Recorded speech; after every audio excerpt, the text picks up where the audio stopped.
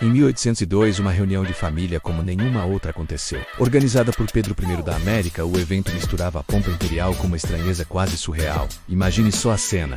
No grande salão, Ágata da América conversava com Tyler II de Juno, enquanto Marcos de Noronha e Brito analisava cada movimento com olhos de político. Até figuras como Aristides Ferreira e Mazzaropi estavam lá, cochichando, sem entender muito bem como foram parar naquele encontro. Em meio a tantos nomes importantes, como os da dinastia Qing e Cristiano VII da Dinamarca, circulavam personagens ainda mais inusitados.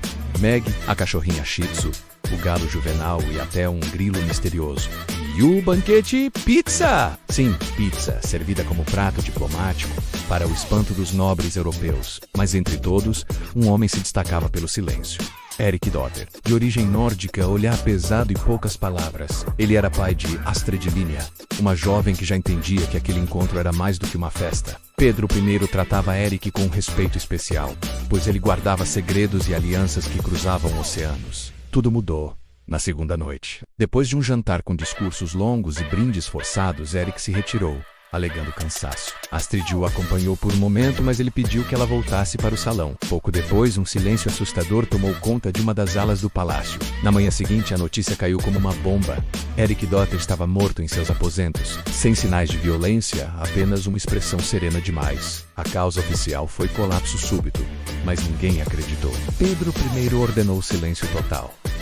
A reunião continuou, mas a alegria se foi. Os sorrisos deram lugar à desconfiança. Marcos de Noronha e Brito passou a medir cada palavra. E Ágata percebeu que o encontro, que deveria unir a todos na verdade, expôs as rachaduras entre eles. Astrid, agora órfã, foi acolhida pela corte carregando um luto silencioso e muitas perguntas. Ela sabia que a morte de seu pai não era um fim, mas o começo de algo muito mais sombrio. A reunião de 1802 ficou marcada não pela união, mas pela sombra da morte de Erik Dotter, um evento que mudaria o destino de todos os presentes de formas que eles nem imaginavam. Gostou dessa história? Ela faz parte de um universo muito maior que estamos construindo. Deixe seu like, se inscreva no canal e ative o sininho para não perder os próximos capítulos dessa saga. Queremos saber, quem você acha que está por trás da morte de Erik? Comente aqui embaixo. 8 April. Você já ouviu falar de Alice da América?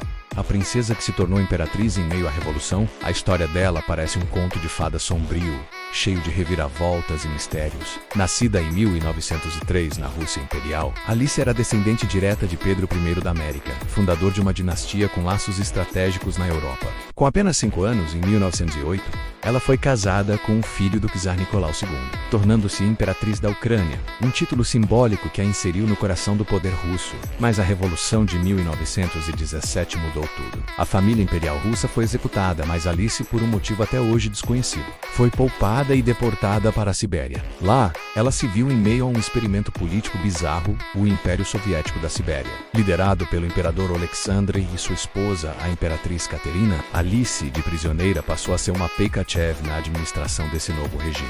Em 1923, a imperatriz Caterina morreu em circunstâncias misteriosas, e Alice foi escolhida para sucedê-la. Um ano depois, o imperador Alexandre também faleceu, e o império desmoronou rapidamente após um breve e estranho governo de um monge budista. Sem títulos ou poder, Alice foi forçada a se casar com um oficial soviético, Dmitry Chernenko-Shevchenko. Dessa união nasceu uma filha, cuja identidade foi completamente apagada dos registros. Alice viveu seus últimos anos sob vigilância constante, até sua morte em 1938. Também por causas desconhecidas. Após sua morte, seu marido e sua filha foram libertados e desapareceram da história, deixando para trás apenas lendas sobre o destino final da linhagem americana no leste europeu. Uma vida marcada por coroas, exílios e segredos que talvez nunca sejam revelados. O que você acha que aconteceu com a herdeira de Alice? Deixe sua teoria nos comentários. Se gostou dessa história incrível, não se esqueça de curtir o vídeo e se inscrever no canal para mais narrativas perdidas no tempo. Obrigado por assistir. E até a próxima. Vocês já ouviram falar do último vice-rei do Brasil, Marcos de Noronha e Brito, o Conde dos Arcos? A história dele é uma das mais fascinantes e talvez uma das menos contadas do nosso passado. Chega mais que eu vou te contar um enredo digno de novela. Em 1807, Marcos de Noronha e Brito assumiu o cargo de Viceroy do Brasil, mas ele tinha um plano diferente de todos os seus antecessores. Ele não queria governar sozinho. E ao invés de procurar uma esposa, ele se casou com um homem, João de Saldanha da Gama. Sim, isso mesmo. em pleno século XIX.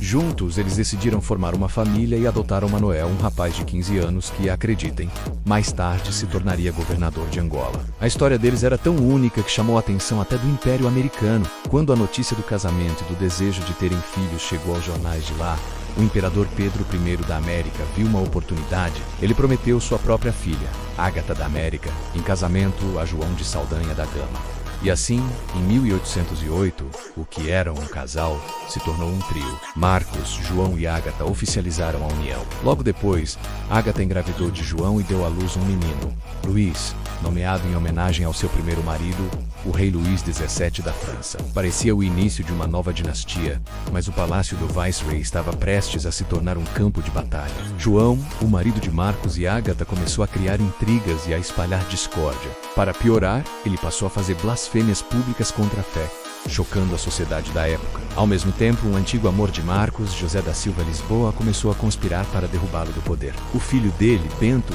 até tentou avisar o pai do perigo, mas foi em vão.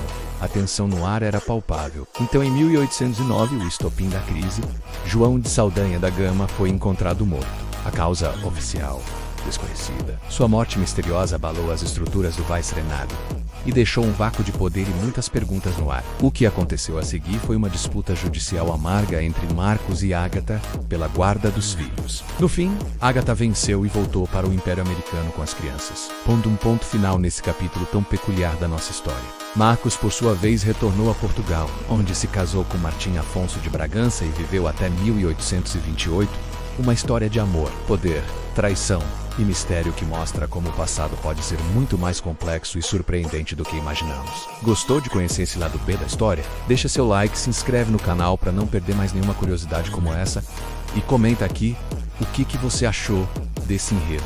Valeu e até a próxima!